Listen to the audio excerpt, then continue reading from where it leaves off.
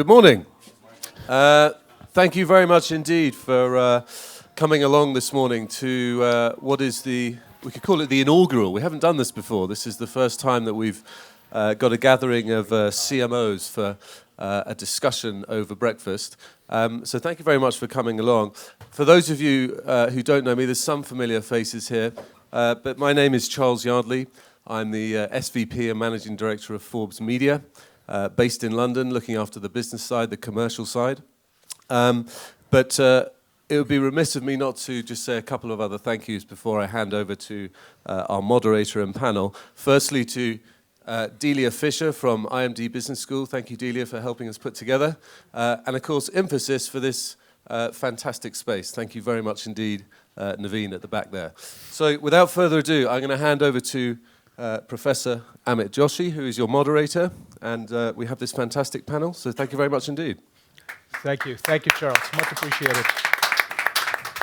So again, thank you very much, Charles, for putting this together. Thank you, Infosys, for hosting us. It's really a pleasure to be here with this distinguished panel.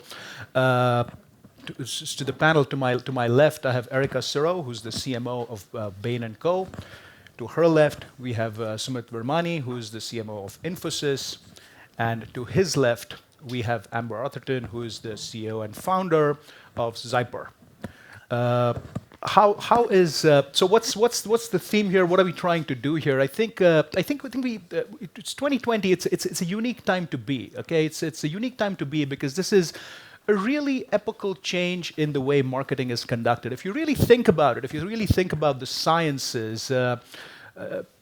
People who do experiments in physics don't really know what's happening with all their particles. People who do experiments in chemistry don't really know what's happening with all molecules. In biology, you don't know all cells. In marketing today, we are in a position where we really do know what all of our customers are doing, what they're buying, where they're going. It's both creepy and fascinating at the same time.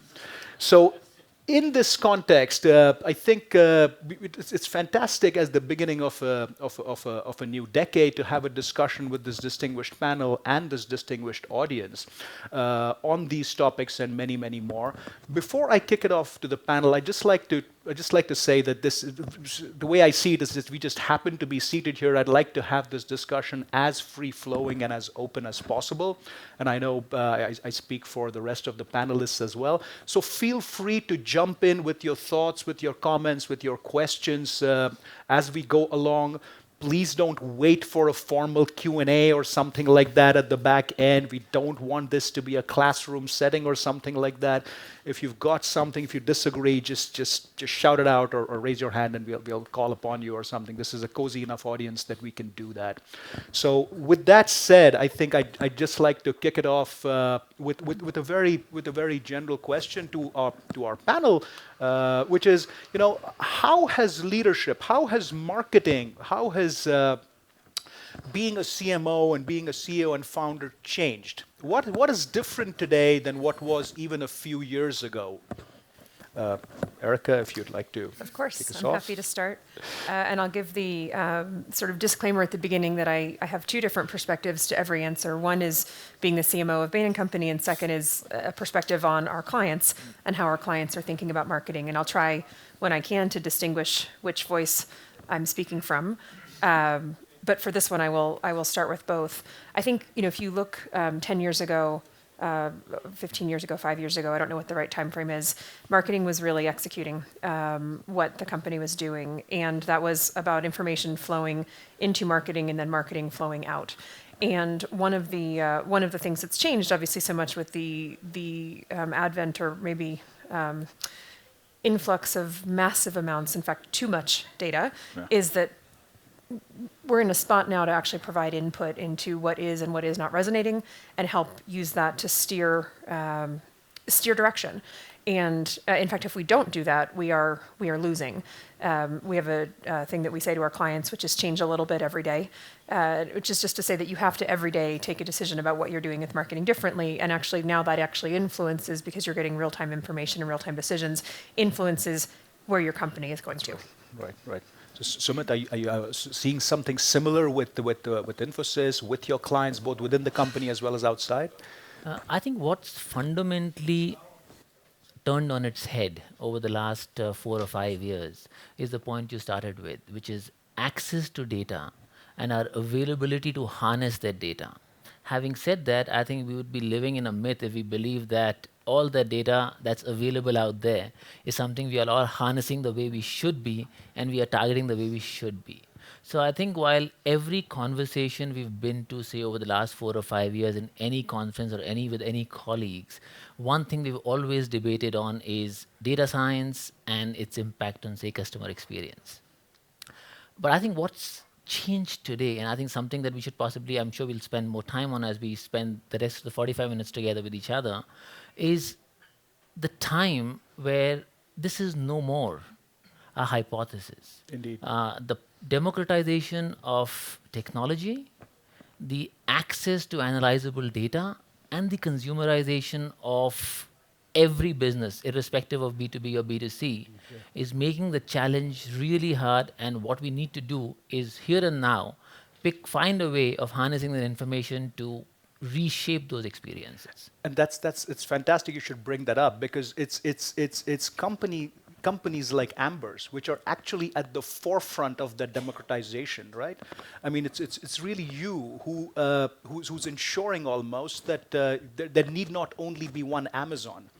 It's anyone who has a good idea, who can leverage your services and become an Amazon tomorrow. Yeah, so Zyper is my second venture. My first startup, we very much used influencers to grow an e-commerce company. But now, fast forward 3 years, only 4% of global consumers trust what an influencer has to say. And I think now we work with a lot of D2C brands like Away and Glossier. And something one of the founders was saying to me is that actually every customer interaction is now brand marketing. You know, every customer, as you were saying, influence has been democratized, advertising is being decentralized, and every customer can essentially be a marketer for your company. So in my experience dealing with B2B companies, usually when it comes to things like data analytics and understanding customers, there is, rather than use the term gap, there is a difference in how B2C and B2B companies operate and the level of maturity, if you will. Would Erika or Sumit, would you like to comment on this context?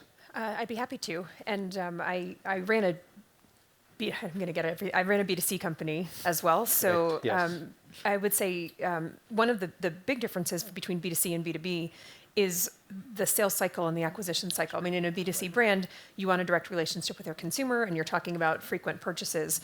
In a business like ours, from a B2B perspective, we're talking about, I was just saying to Amber, I think the number of people on Earth who can buy our product is probably 20,000 people on the face of the planet. And my influencers, unfortunately, aren't posting on Instagram, although I wish they were, because I would love to do this. And I don't know that it's more or less sophisticated. I just think it's very different. It's different. It's different. And again, one of the challenges that we see with data is there's so much of it, but it's a question of what you want to use. My kind of favorite example on this is we have very sophisticated data about who's on our website, speaking from Bain, and what they're looking at. And there's powerful things we can do with that, and there's things we should not do with that. So we have, a practice that supports companies in M&A, and I know what companies are on our website sniffing for content on M&A. Wow. It is not appropriate to reach out to a company and say, hey, I saw that you were looking at,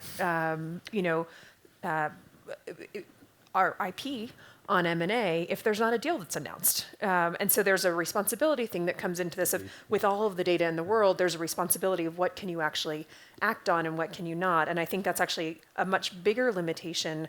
Well, it's a different limitation in B2B and B2C, because B2C, there's obviously different types of privacy issues, but the decision points are at different points in the data stream. It's fascinating you should mention that, because just before we started this panel, I had a chat with Kevin, who's out there. Kevin, thank you so much for joining us. Kevin is the CMO of UPS, and Kevin was mentioning how at UPS the boundaries between the CMO function and the CIO function or the CDO function are basically blurring even at the organization structure level, right? I mean, would you?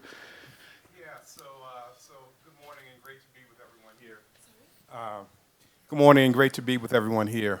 So yeah, we were having just a chat, thank you, that how does work get done? And the agility and the speed and the collaboration that has to get done in order to have the outputs be the richest and the fastest and most productive. So sometimes organizational designs can get in the way of that.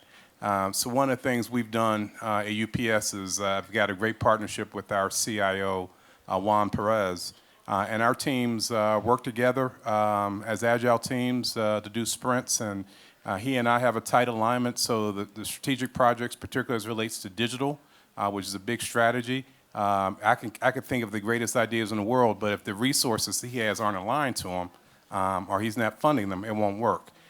So this whole blending of organizational thoughts to kind of get alignment, we're having our people now kind of sit together as opposed to separately or whatever. So I think this whole agility and especially in this world of digital, marketing and the CIO have to be on the same page, and the organizations have to know that, and they have to be on the same page as well.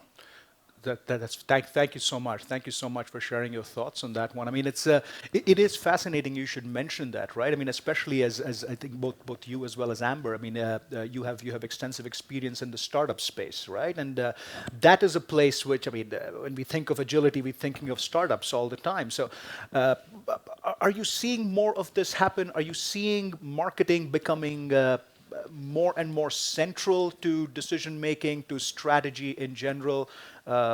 Sumit, any of you, feel free to take a crack at this. Yeah. Okay, I think the point that but Kevin also alluded to, and if marketing has to, I mean, let's take the example of customer experience you were talking about a little while ago.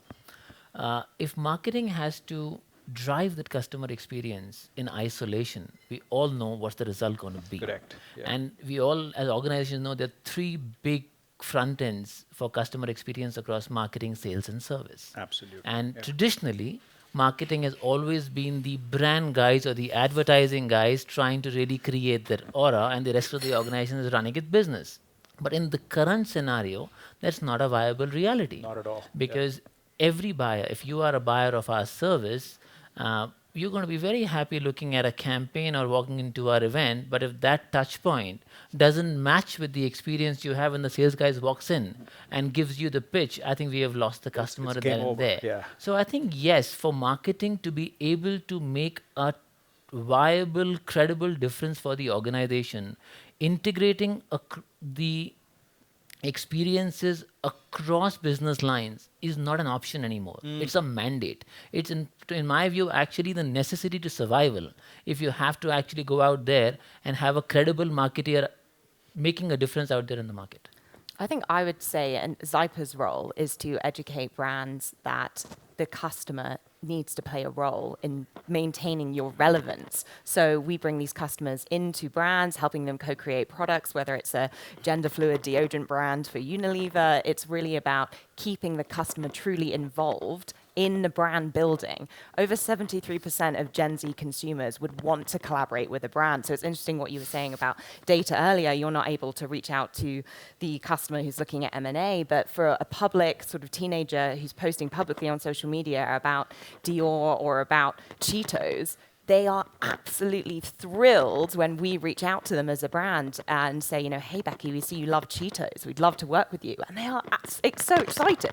It's because that's an amazing sort of validation, excitement part where you can be creative. And I think that's the huge opportunity that brands have, is this, they can embrace this kind of decentralization of advertising and allow their customers to co-evolve the brand with them, then they're really going to win.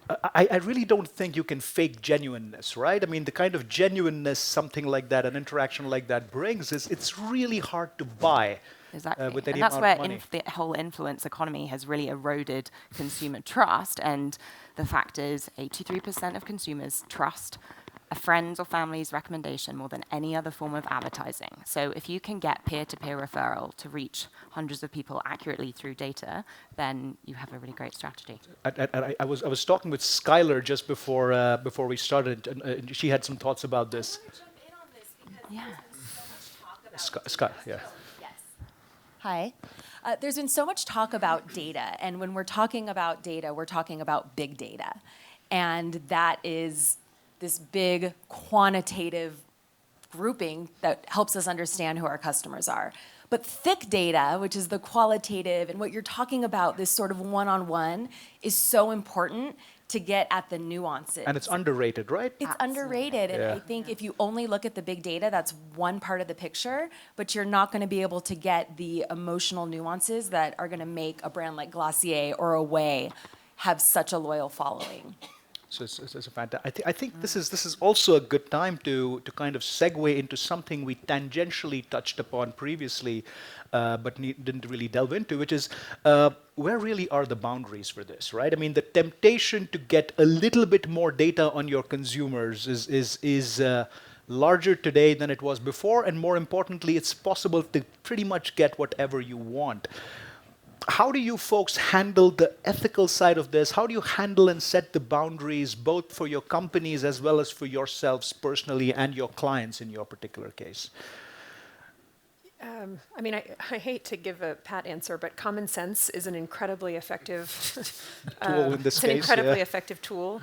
One of the themes that I've heard recurring through the week is, as we get more and more advanced in everything, that the value of human becomes judgment and collaboration, and so I would say that applies here. And I will say we've learned this, and not in dangerous ways, but by going too far. You can do so many things with personalization of digital advertising, and you put something up, and you have your target company's logo in it, and someone thinks that you are stalking them. And we've actually had clients call and say, "I'm really uncomfortable with this." And so we step back. Yanked it, yeah. Again, I think that what we have found is that the best thing we can do for my marketing function at Bain, again wearing my Bain hat rather than our client's hat, is provide for us, our sales teams, our frontline, with the information that's relevant, but not in a way that we are taking action on their behalf, which is, I think, one of the limitations, right? One of the amazing things about data and about the MarTech sort of stacks that are available is that you can do so many things at scale and in an automated way. Absolutely. And the challenge is we will break if we do everything that we could automated, because we will start alienating people and making them angry. And so our job is to find the boundary of where we can apply scale and let the technology do its wonders, and where we have to stop. And again, that's a human judgment call, and the stopping boundary is creepy. So when we get too creepy, really is, yeah. that's where we draw the line. Right. Mark Pitchard from P&G said something great on a panel yesterday, and it was just about just don't be creepy. And P&G are actually reducing their customer touch points in digital advertising, so you don't feel like you're being followed around the internet again and again, which is why Gen Z just use ad blockers, because it's just it's a creepy interaction. Right. It really is. No, I think one of the most abused words right now in marketing is hyper-personalization. And I think that is something that we as marketeers need to rethink and not take it on the face value, because what we are talking about is optimum personalization, and that might change for everyone in this room will have a different need for how much personalization they would like, and they a should different have level of comfort. and they should have the flexibility to choose that. And I think that's where the evolution of marketing needs to go towards. And in our case, I think it's very similar to what Erika talked about. I think while we have all the skill sets, all the tools, and all the technology to measure, but at the end of the day, you got to realize that the person you are dealing with the other end is not a multi-billion-dollar enterprise, it's the individual. Correct. And you got to respect that privacy. Correct. I think that's a wonderful thought. Just out of curiosity, either for or anybody in the audience, have you come across a situation where you actually refuse to implement a data collection strategy, or you talked the client back from implementing something that you felt would be a little too much? I'm sure there have been instances. Well, I would just say that there have been situations where we've had our technology on driving a certain campaign, and we've got red flags. Not necessarily regulatory red flags, but discomfort red flags. And the moment you actually have those red flags, you got to really sit back and say, you know what, you got to respect that, and you retune your strategy around it. Fantastic. So that is something you have to have a conscious marketeer and an empathetic marketeer running that campaign on a daily basis, and not a robot running it. And that's when you're going to have what you're looking for. I mean, I think I like the regulatory distinction. At least in my experience, if you are at the regulatory boundary, you have gone too far. I agree. It's a wonderful way to put it. Yeah. That is the sort of outer guardrail. But the creepy factor sets in well before you get there. And I think we can all agree that by the time regulatory factors catch up, it's too late at the speed at which things are moving today, right? I mean, Absolutely. yeah. So this is. So I want to. Speaking of data and speaking of the kinds of data that we collect, I mean, obviously, data by itself is not terribly useful. It's only when you do something with it. And I want to talk about well, the ultimate thing which everyone is talking about with data today, which is obviously artificial intelligence, machine learning. How have you seen that change marketing in general over the last, I'm going to say, couple of 3 years, as they say? Yeah. I'll just He's the say expert. so the way Zyper works is we help brands identify their top 1% of fans. So we use proprietary computer vision, natural language processing, and complex queries together to ingest a ton of social media data and match that back to customer data, and then look at predictor analytics around who would be a really fantastic fan of the brand.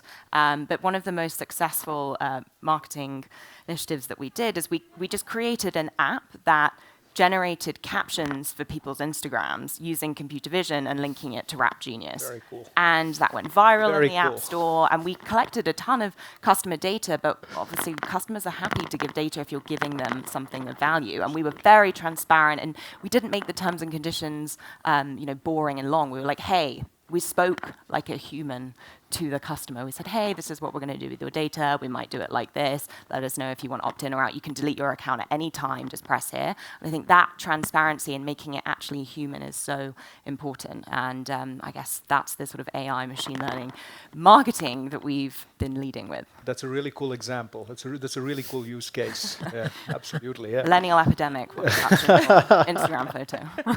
A lot of thoughts, folks, about AI marketing. Yeah, I'll give you maybe a more institutional and less cool perspective, which is I think there's a risk, and we were talking a little bit before about this pendulum that has swung, and here I'm speaking on behalf of our clients rather than on behalf of Bain, but originally, in whatever day we want to say, marketers were hiring people that wanted to build brands. Yeah. And it was a little bit touchy-feely, a little bit science, a little bit data. As the availability of data came in, everyone said, we need to hire data scientists. And so the pendulum swung all the way. And we have entered a space where I would talk about almost the, this is not a word, we're going to make it up, the financification of the marketing function. And what I mean by that is every CFO that we've ever worked with in a company that is bogged down in process, we go in and we do a very simple old-fashioned exercise, and we say take every report that the finance function produces, put it on a wall, and everyone in the company is going to come through with yellow dots and put stickers on the reports that they actually use. I mean, we're talking as, Stone Age technology as you can get. Good. And what you find out of that is about 10 of those get Actually used. And that's where we are with marketing when we've had the pendulum swing the other way. Now, thankfully, they're no longer pieces of paper with dots, but they're dashboards that are getting distributed, and we have dashboard paralysis because there's so much happening. And so I think the challenge here is really actually figuring out how to find the blend of the data scientists who are in looking at the raw data and figuring out how to bring that together, and then the decision makers around marketing actually using that. And so the biggest challenge that our clients are having right now is really, how do I find the balance of those two things? Because the data is so cool, and when you're talking about very specific applications that you can make decisions from, it's wonderful. But most of the data isn't used to make decisions, and if you're not making a decision from it, there is zero value, to the data. And I think in keeping with the topic of this panel, at the end of the day, if you're not influencing human experience with this, Yes. it's pretty useless no matter how cool the data looks, If right? you're not making a decision, I mean, It's that's useless, yeah. it's just interesting, and it Exactly. can get very As mired deep in as how you want interesting into it, right? If it's decision making. See, the other fundamental evolution I think that is happening is how the use of AI, which traditionally started with the digital natives, Correct. the Amazons, the Netflix, Googles, the yeah, Ubers yeah. of the world, actually democratized it to the rest of the world. So I think while you always expect the natives to start with deep AI capabilities and reimagine experiences. I think what's even fascinating to me is how now the incumbents are leveraging those capabilities and recreating experience. I mean, Disney's a phenomenal example. I'm sure Without we've a all doubt. seen that. I mean, Without a what they've doubt. done with the Magic With the Band, Magic Band, or yeah. the computer vision and completely recreated experiences is something that just showing how the boundaries of accessing these capabilities are blurring. And today, it's not about access to tech, it's about what you do with tech, because everyone has access to tech. This is absolutely.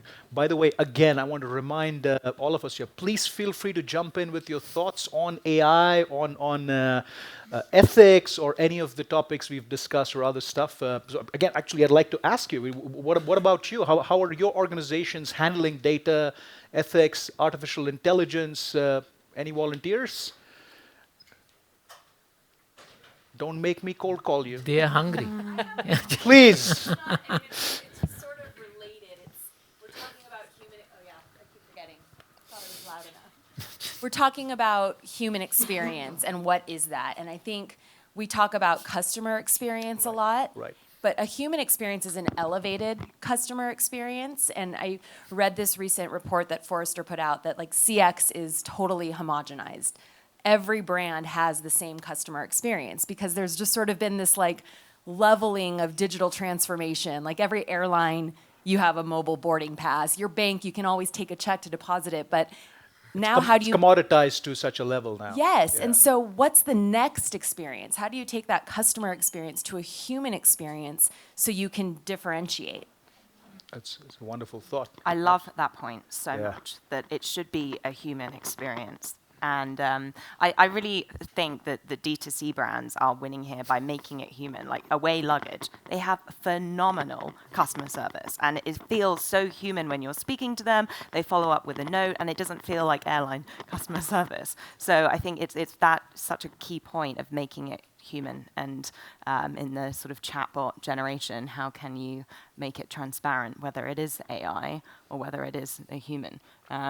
And actually, it's interesting. IKEA did a fantastic study on AI, and they said that their Gen Z consumers were very interested in having AI for company, like having a chatbot that they could talk to like a friend, and they would be totally happy if they knew that that was AI. So That was not a human. Yeah, Yeah. that's absolutely. I think again, based on my experience with B2B companies at IMD, for instance, I know this is even percolating down to that level finally. I mean, obviously, D2C is always at the cutting edge, but and followed usually by B2C. But B2B, it takes its own time for the most part. But even companies, for example, someone working with Bayer, I mean, doing this for their farm divisions, where they're going down to the level of the farm. And implementing some of these techniques at a local level, so almost at a personalized level, and again within limits of data and stuff like that. These are fascinating developments which can only benefit all of us, right? So I really want to, because this is Davos, and because this is a unifying theme, I guess, for a lot of us as well as for the event.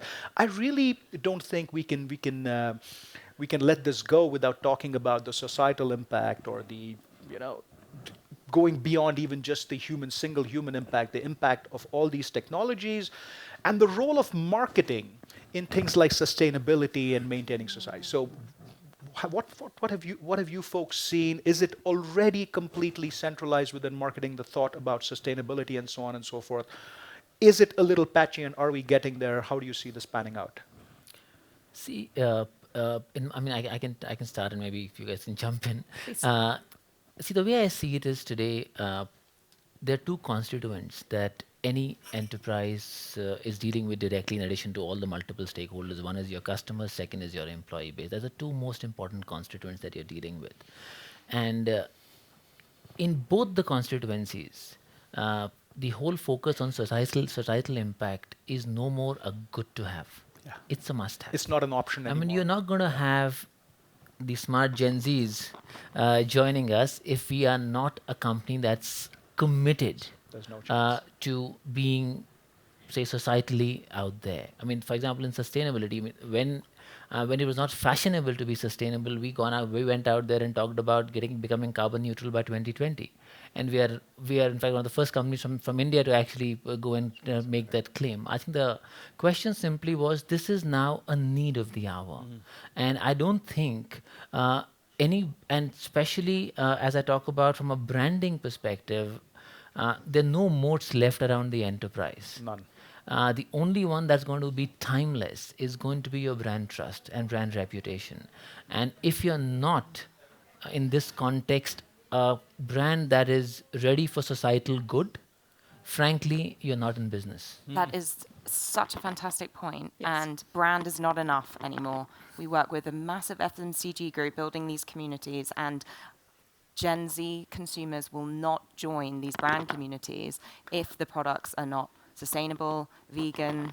I'm sorry to throw another stat out there, but Nielsen released a study that 73% of Gen Z consumers will pay more for products if they are environmentally friendly. And that's the first generation that's true for. So for years, It people have is. been saying it's Yes. important, but Gen X won't pay, millennials won't pay, and Gen Z Yes. are willing to pay. Yeah. We have a question. Yeah, I actually wanted to chime in on that. So I'm at a sustainable not-for-profit, and this merging of data from marketing driving the business. So I get the COO of our organization saying, get me data that I can now take to future business partners that proves to them that if they become more sustainable, if they actually start investing in this, that there's some sort of like actual financial ROI, that people will pay more for the product, or they will be more loyal. And they're looking to marketing to do the research to pull in that data to help make that sale. So definitely starting to see that. That's fascinating. Like they say, a principle is only a principle if it costs you something, Correct. right? I mean, so we can all say fancy words, but now we finally are seeing a generation, thankfully, and it's not my generation, but it's a generation, that's Thank you, Amber's Amber. generation. Thank you. Well, I'm That's technically a actually millennial, but it's actually putting the money where putting their money where their transitioned. mouth is finally, right? I mean, it's absolutely amazing to see. Any other thoughts on sustainability? How you see this changing the way you do business? How it's already impacting business? Anybody wants to chime in? Feel free. No. I'll give you a comment that is not actually a direct answer to the question, but one of the things I think that we will see change a lot, it started now, but we're not there. Sustainability now is where the word digital was 5 years ago, where people said digital is super important, and they went and set up digital units, and they came up with digital expertise, and lo and behold, as it turns out, everything has to be digital or you're dead in the water. This is where we are with sustainability right now. So right now we have too many companies, too many of our clients, as an example, that are setting up sustainability as a separate Hubs or function, something, yeah. and that doesn't work. It actually has to be embedded in everything. And marketing, from a brand perspective, yes, you need to communicate that message, but it comes back to the responsibility for how do we think about our use of data, and if we're going to use, heavy data, what's the impact on the environment that we're having going through data centers, and it's sort of that thinking in every function. And so absolutely a tangent to the question that you asked. No, but nonetheless, yeah. But what we're seeing and what we're talking to our clients about is, if you think about sustainability as something on the side rather than giving every single function a mission on sustainability, you will fail. It has to be embedded. Otherwise, you have an unempowered group of people sitting on the side trying to do things and push initiatives through, and actually each function, each line leader needs to have their own objectives that need to deliver that and embed those capabilities. If you're supply chain, it's pretty straightforward, but it gets less and less straightforward the further back you get. This is that famous the speedboat model, right? That you Yes. have a speedboat that's supposed to drive you in a particular direction. More often than not, at least in my experience, the speedboat speeds off and your oil tanker is still sitting where it was. Well, I think speedboats are great for commercial For some- ambitions, exactly, right? But yeah. the sustainability can't. The whole point of it is it can't be a commercial ambition. It actually, it has to be embedded in the business. It has to be a each part of the function. value system. It does. And Sumit, so Infosys obviously is a thought leader in doing it yourself, especially in an economy like India. Are you also seeing more and more of these from an implementation perspective with clients and so on and so forth, in terms of, are they requesting carbon neutrality, for example, or stuff like that? I think where that's working is, it's clearly, as Erika pointed to, it's becoming a conversation that's of interest to everyone. So yes, there are multiple conversations at any given point of time that we would be having, because we have actually shown how to do it at a significantly large scale for our own organization. But I think what's even more important is the respect the brand gets when you're actually coming from a perspective of this being an integral part of your value system. authenticity The of the whole thing, conversations become a lot more elevated as a result. Absolutely, absolutely. Yeah, I'd just like to add that another sort of division that's emerged, that Zyper is a community software platform. This is a new category, and that sort of sits between CX and brand marketing. And that function, again, going back to the point that every customer is an influencer, every sort of customer interaction is now brand marketing. This can't be siloed. It needs to be sort of synergetic across the whole organization. It's fantastic. So, in wrapping up, I want to pose a question to our panelists here, and this is not in. This is not in the spirit of making a prediction or something like that, but more in the spirit of looking forward and giving your thoughts about what do you think the next 10 years will look like? And this is not a prediction, obviously, we're going to hold you to, but what do you think the next 10 years are going to, being, of course, that you're on camera and stuff like that, right? Given that the last 10 years have been profound in its change, I often like to say that if you were a good manager in 1980, you could have probably been a good manager in 2000. But if you were a good manager in 2010, you probably weren't a great manager in 2019 if you did not change, right? So what do you see changing between 2020, 2030? What do you think might be some of the trends or stuff like that? You want to go? Sure. One of the things I've heard this week that I like is that this is being dubbed the decade of action, and that's specifically around the SDGs. But I like this notion of the decade of action. If I take this at sort of a rather than trying to be broad and pontificating, maybe I'll anchor it a little bit more practically. There is within marketing. Most organizations are operating nowhere near full potential. We've done a study of about 600 companies that looks at marketing functions and looks at the efficacy of marketing functions.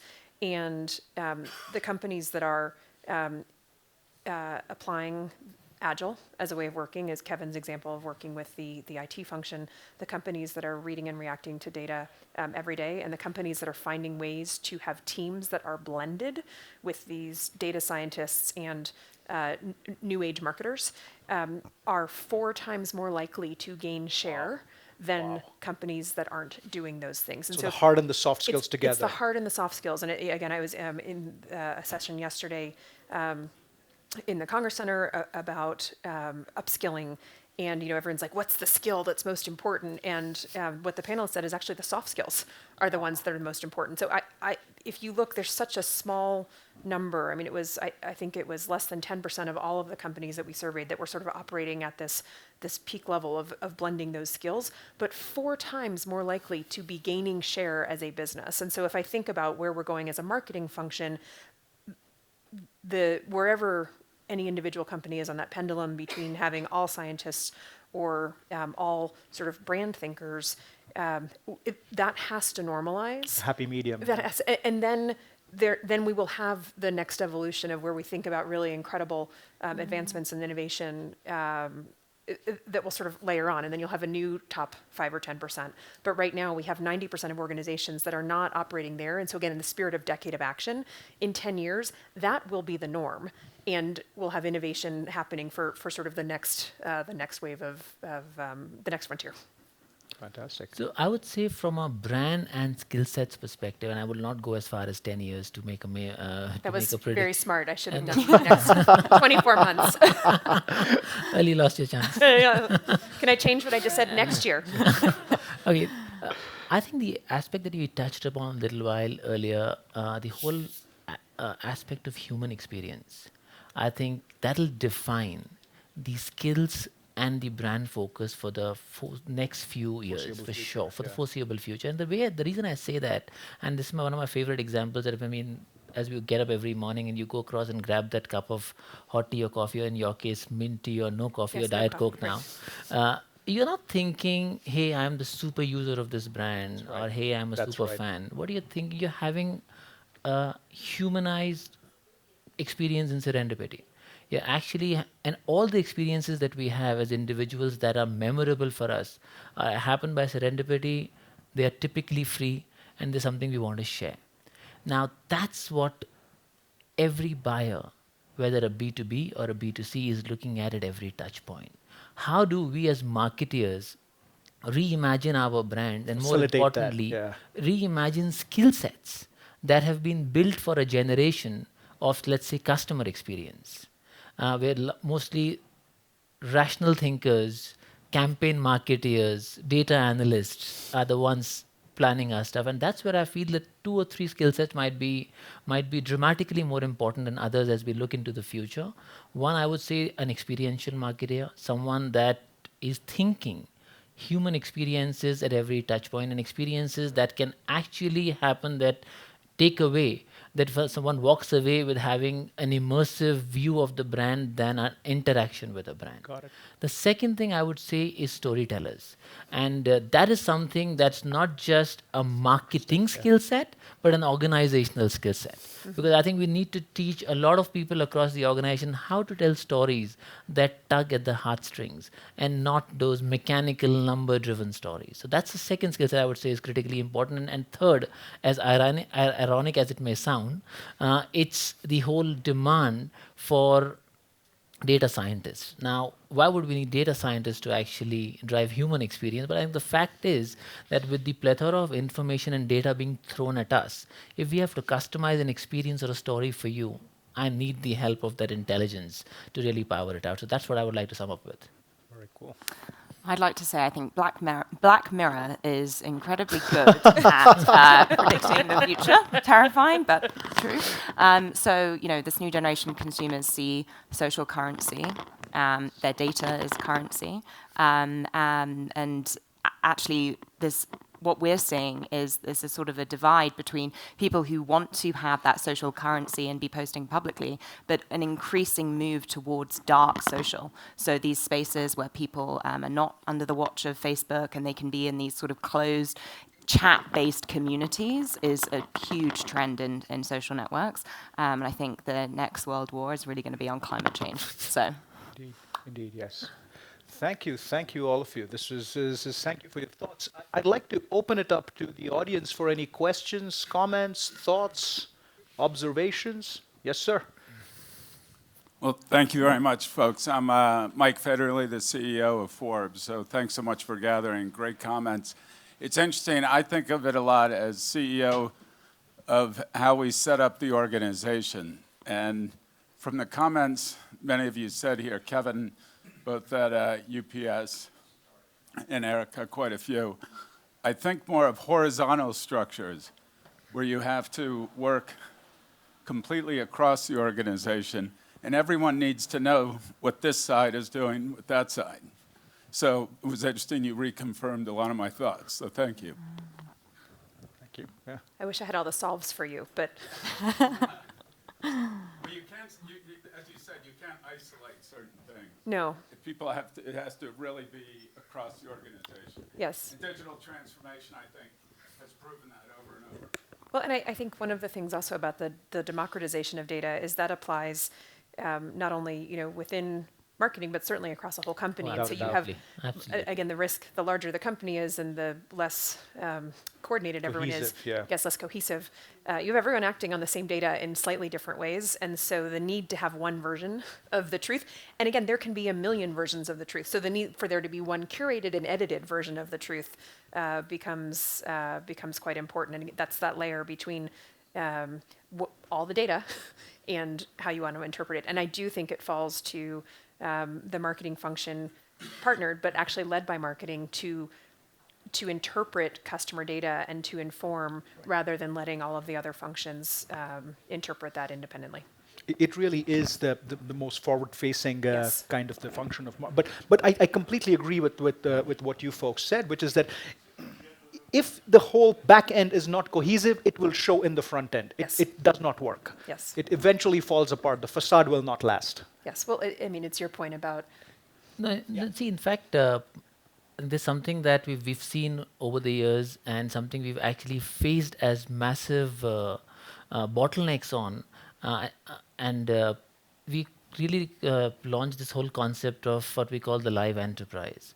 I mean, if you really need to have multiple organizational elements live in real time and respond in real time, then they cannot be looking at different sources of data to actually make decisions. And that's, to me, the biggest challenge in one of the largest enterprises today. How do you really create that enterprise knowledge graph that can seamlessly build all connections and make those connections throughout information on demand, whether it's the marketeer asking or the sales guy asking, or for that matter, the service person asking. And that, to me, the moment we are able to solve that problem, possibly we'll be able to have an answer to what this big puzzle we are trying to solve. And doing that without drowning in dashboards, like Erika said. Absolutely. And at the risk of building on a build on, I'm going to do it just quickly. In one of my previous lives, I ran our retail practice at Bain, and there's not only the drowning in data, but there's also, again, this I think, imperative that comes with the marketing function of deciding what's important. And here it gets back to where we started around setting priorities. So, large retailers have lots of categories and lots of sales and lots of stores, and you can take any one of those insights in isolation and say, the most important thing I need to go and do is X. Well, actually, if you make all of your money from selling produce, it's really nice that you want to do something different with frozen meals, but you actually have to put your resources behind that. And again, that falls to marketing, because marketing in that sense is a neutral function, which is we are speaking on behalf of the enterprise. And so it's not only a common data set, but actually the interpretation layer and the prioritization layer. Absolutely. Without a doubt. Yeah. The intelligent integration. Yes. Right. Yeah. Yes, ma'am. Well, I'm curious to see how far we are in terms of diversity and inclusion regarding data, because we're taking decisions, we're predicting, and also the people that are predicting are not always, as you said, working within blended teams, or that other people don't really understand what the data scientists are basing their decisions on. So I'm wondering how far we are from really making sure that there is still serendipity, that it's not a standardized future we're heading to, and that the world is not getting more apart, but being more included. See, the way I would say is the whole idea of having a technology integration layer is to dumb down the capabilities for the user, irrespective of where the user is. So I mean, you don't have to be a data scientist to understand what comes out as intelligence from the data. What you need to have is a foundational layer that's able to pop out that information. I'm sure Amber is doing that for a living, so I would like her to jump on and explain how that's happening. Yeah, well, and I'd also like to say I've been at the Equality Lounge all week, and if you haven't been, I would really encourage you to go. It's just around the corner, and I feel like everybody in this room has a responsibility to build diverse teams and ensure that any of the machine learning models that you're building are built with diversity in mind as much as possible. I mean, we're still a small Series A startup. We have 35 people in the team, but 6 people in my 12-person engineering team are female. So I'm trying to lead by example as much as I can. Oh, but that way, I think I would normally have the male in the team complain that we are in minority. So we have a different problem to solve. Yeah. It's not a problem. Equality is important either ways. Yes. Yeah. Thank you. Just give it 200 years and We'll come around, yeah. Other thoughts, comments? Yes, sir. So I just like to, coming from a large manufacturing company, I'd like to just build what you said about what safety was for us 30 years ago. Now sustainability is, and it starts with small gestures. For instance, in my team 4 years back, we start the meetings typically with a safety moment. I started with a sustainability moment. It was cold calling, but a couple of quarters later was people volunteering. So when you bring, even in a large organization with tens of thousands of employees, when you drive it to the single individual is when you see the things coming. My point now is also looking at the future, maybe on the next few years or the 10 years.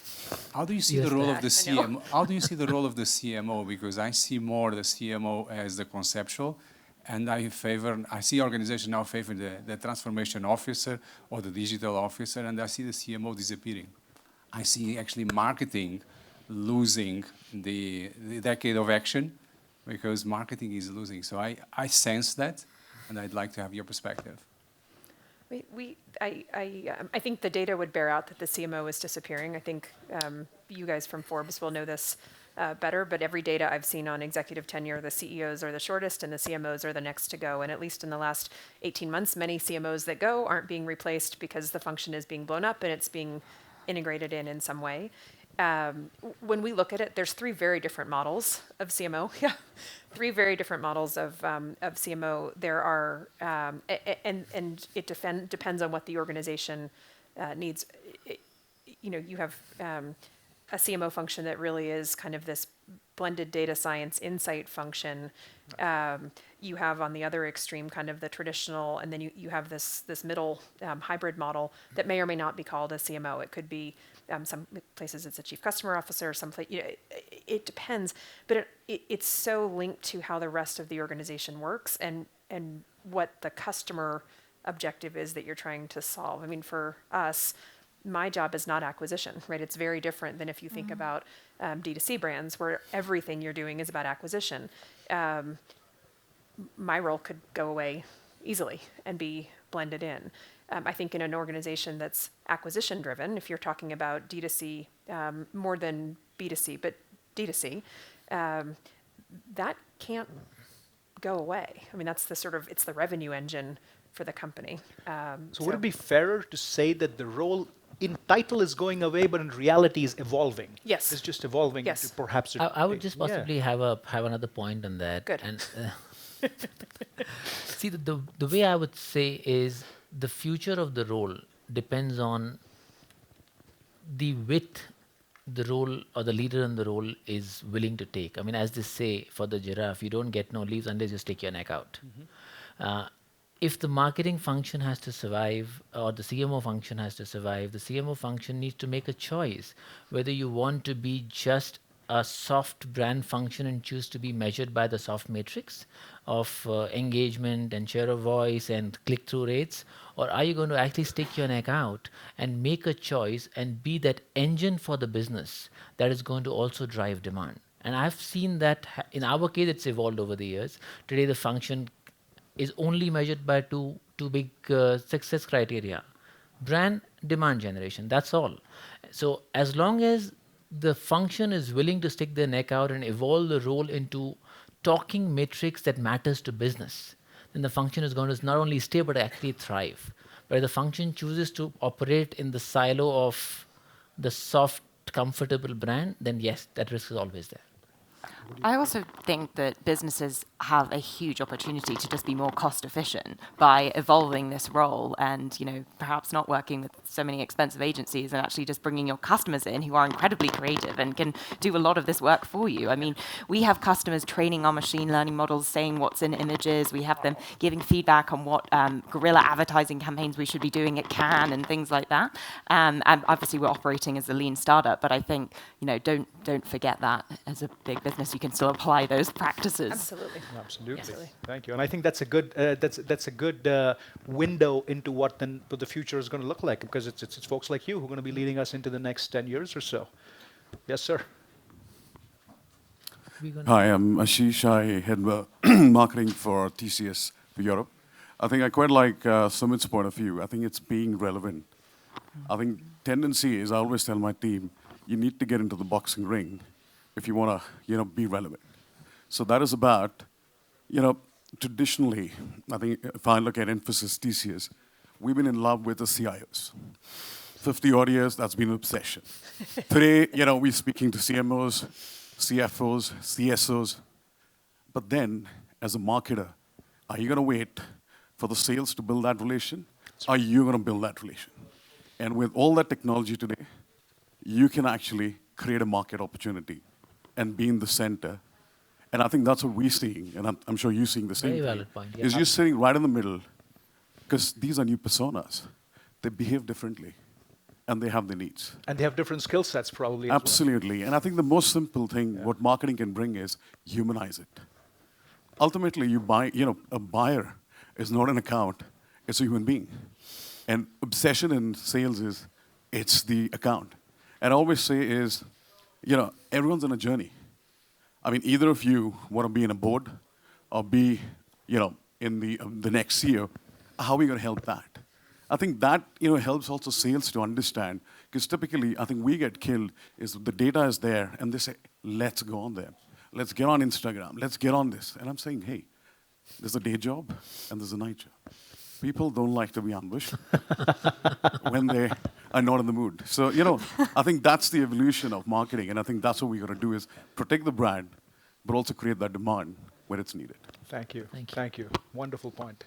Other thoughts, comments? Yes, sir. Naveen. Naveen is itching. No, I was hearing all the thoughts and realized that marketing has a marketing problem itself. It does. It really does, doesn't it? Yeah. So I think one of the things, at least the way we are looking at it is marketing can't play a single role.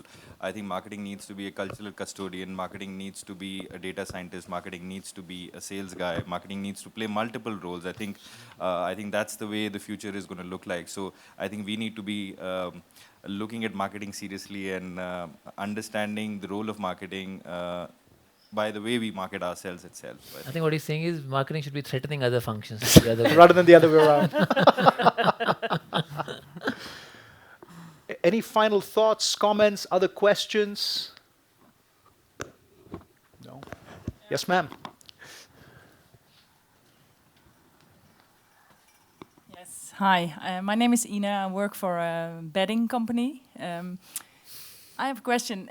What's your view on the fact that society is always on 24/7, and maybe it's especially to Amber, but also to the other panelists? Data is important, we're giving it to anyone, and we never rest, whereas we as a company are bringing rest to the world, and sleep is so important. How do you look on opening up all these channels and all these skill sets needed for future employees, but also for consumers? How does that relate to a world in which there's balance and not too much stress? How do we? So go ahead. I think let's have Amber's thoughts on this. Did you say bedding or betting? Bedding, so Okay. mattresses. Sleep Great. Just wondering. even sleep tech products. Yeah. Because it's not only Well, that, the soft hardware. With bedding, you can't sleep. But betting will actually keep you awake. exactly. It works the other way around. But your view on rest in a digital world, and now does it relate to human experience? Yeah, and I'd love to know your point of view on that as well. Yeah. But I think it's not a negative thing. Gen Z have grown up online. Where do they go and hang out after school? It's not in a shopping mall. It's in Fortnite. And I think we have a tendency as older generation to look at that as a negative thing. But this is how they come into the world and learn how to interact. And I don't think they see it as a negative thing, like, oh no, I'm always on. They don't. They're always. That's just how they experience the world, is through this digital lens that is incredibly positive. But I will say there's a rise in sort of the older millennial generation of buying one of the most trending items on Amazon is these sort of like locked phone boxes where you just you put your phone away and you just go out. You sort of delete your social media for the day or something. You buy the new Nokia flip phone and just go out with that. And or new Motorola. So I feel like there's the younger generation is just that's what it is. It's always on. I mean, the way I look at the younger generation is that unlike Gen X, of which I'm a member, I think this is a generation that values quality much more over quantity in terms of excesses. So things like anything that improves the quality of their life, things like better sleep, better quality sleep.